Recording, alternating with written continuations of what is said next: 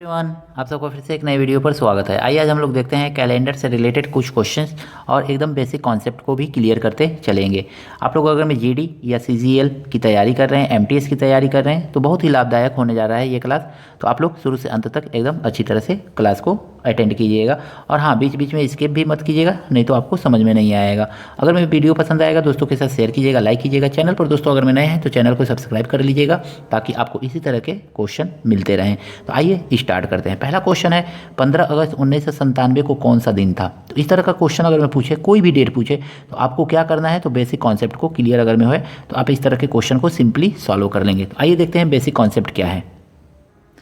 देखिए दोस्तों, कैलेंडर में आपको बेसिक कॉन्सेप्ट क्या क्लियर करना है, तो बस इसमें थोड़ा सा ये है। देखिए 100 के लिए आपको क्या मानना है, तो यहाँ पे मानना है 5। 200 के लिए क्या मानना है, तो 3। 300 के लिए क्या मानना है, तो 1। और 400 के लिए क्या मान लेना है आपको, तो यहाँ पे मान लेना है 0। तो इस तरह से सिंपली आप इसको मान लेंगे। अब कहेंगे कि ये हम क्यों माने, तो इसका वैल्यू, इसका मतलब क्या होता है, तो 100 वर्ष में विषम दिनों की संख्या 5, 200 वर्ष में विषम दिनों की संख्या 3 होती है, 300 में 1 होती है और 400 में विषम दिनों की संख्या 0। इसके बाद इसको आप अपने अकॉर्डिंग मान सकते हैं। हमने संडे को 0 माना है, मंडे को 1, ट्यूसडे को 2, वेडनेसडे को 3, थर्सडे को 4, फ्राइडे को 5 और सैटरडे को 6 मान लिया है। तो बस ये दो कॉन्सेप्ट अगर में क्लियर है आपका, तो इसके अकॉर्डिंग आप क्वेश्चन को सिंपली सॉल्व कर लेंगे।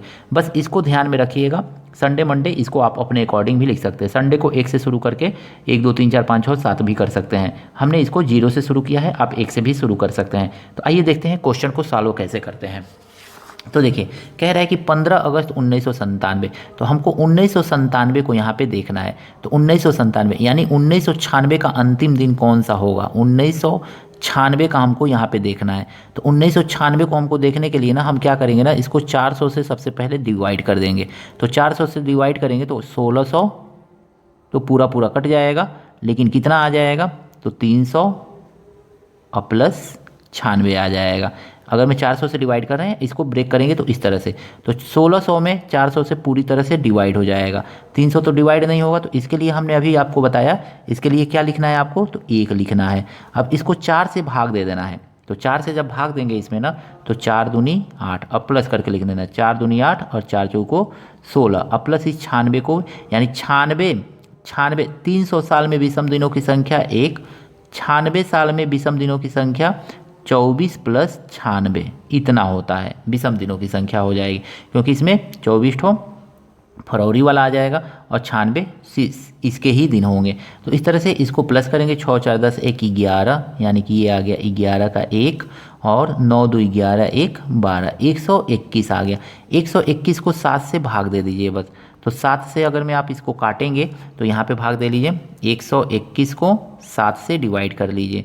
तो 7 1 7, अब 5 7 7 49, 50 51, 2/7 आ गया, यानी कि 2 आ रहा है ना।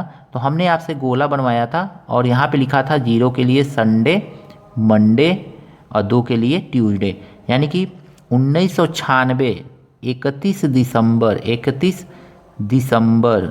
1996 को कौन सा दिन था, तो मंगलवार था।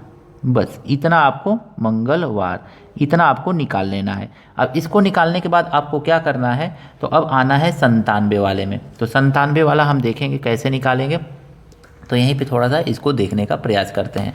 देखिए जनवरी में दिनों की संख्या कितनी होती है, जनवरी, उसके बाद हो फरवरी, मार्च, अप्रैल, मई, जून, जुलाई, अगस्त। अगस्त में ही पूछ रहा है। जनवरी में 31 दिन, फरवरी में 0, क्योंकि फरवरी क्या है, 97 जो है लीप ईयर नहीं है, तो 28 दिन होगा। तो 28 से लिख लीजिए, 28 दिन, इसमें 31, फिर इसमें 30, फिर इसमें 31, फिर इसमें 30 दिन, फिर इसमें 31 दिन, और अगस्त में 15 अगस्त को ही पूछ रहा है, तो 15 अगस्त लिख लेंगे। देख लीजिए विषम दिनों की संख्या 7 से भाग दे करके काट सकते हैं आप इसको, चाहे तो इसको प्लस कर लीजिए, लेकिन इतना लंबा क्यों प्लस करेंगे, आप इसको 7 से काट दीजिए।